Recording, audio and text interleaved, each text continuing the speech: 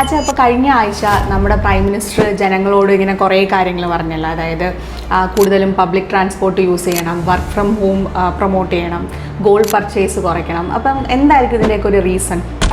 ഇതിൻ്റെ പ്രധാന കാരണമെന്ന് പറഞ്ഞാൽ ഇപ്പോൾ നിലവിൽ നടന്നു വരുന്ന വെസ്റ്റ് ഏഷ്യ വാർ, അതിൻ്റെ പശ്ചാത്തലത്തിൽ ഇപ്പോൾ നോക്കുകയാണെങ്കിൽ നമ്മുടെ രാജ്യത്തിൻ്റെ ഫോറിൻ എക്സ്ചേഞ്ച് റിസർവ് അത് നമ്മളെപ്പോഴും വളരെ ഹെൽത്തി ആയിട്ട് സൂക്ഷിക്കണം. അപ്പോൾ അതിന് വേണ്ടുന്ന ചില പ്രോ ആക്റ്റീവായിട്ടുള്ള മാർഗനിർദ്ദേശങ്ങളാണ് അദ്ദേഹം നൽകിയത്. ഓക്കെ, അപ്പം നമ്മുടെ ഈ നിയർ ഫ്യൂച്ചറിൽ നമ്മുടെയൊക്കെ ലൈഫിലും ഇതിൻ്റെ എന്തെങ്കിലുമൊക്കെ ഇമ്പാക്റ്റ് വരുമെന്നാണോ? തീർച്ചയായും വരുമല്ലോ. കാരണം ഈ US-ഇറാൻ വാറിൻ്റെ ഇമ്പാക്റ്റ് ഓൾറെഡി ലോകത്ത് മുഴുവൻ അത് അഫക്റ്റ് ചെയ്ത് കഴിഞ്ഞു. ഉദാഹരണത്തിന് ഇപ്പോൾ നോക്കിയാൽ എനർജി ക്രൈസിസ്, ഈ ഓയിൽ പ്രൈസസ് ഇപ്പം കൂടി. അതെ, അപ്പോൾ ഓയിൽ പ്രൈസസ് കൂടുക, ഇൻഫ്ലേഷൻ, വില വർധനവ് സാധനങ്ങൾക്കുണ്ടാവുക. പിന്നെ അതിനേക്കാളും നമ്മളെ കേരളത്തിനെ സംബന്ധിച്ചിടത്തോളം നമുക്ക് പ്രധാനമായിട്ടും വരുന്നതെന്ന് പറഞ്ഞാൽ NRIകളാണ്.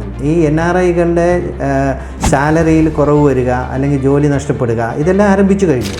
പിന്നെ ബിസിനസ്സുകാരെ സംബന്ധിച്ചിടത്തോളം ബിസിനസ്സിലൊരു സ്ലോ ഡൗൺ ഉണ്ടായി തുടങ്ങി.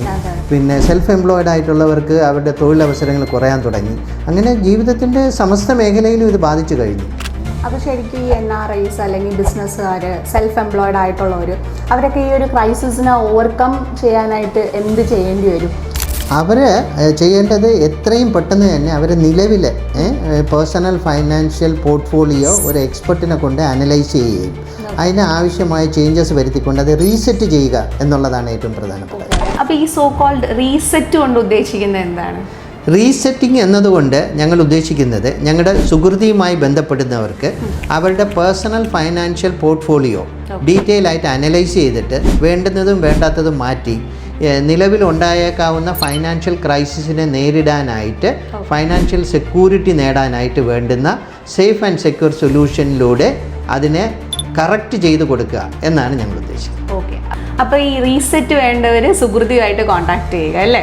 അതെ, നിങ്ങളുടെ പേഴ്സണൽ ഫൈനാൻഷ്യൽ പോർട്ട്ഫോളിയോ റീസെറ്റ് ചെയ്യണമെന്ന് ആഗ്രഹമുള്ളവർക്ക് ഞങ്ങൾ ഒരു ഫ്രീ കൺസൾട്ടേഷൻ ഓഫർ ചെയ്യുന്നുണ്ട്. പരിമിതമായ സീറ്റുകൾ മാത്രമാണുള്ളത്.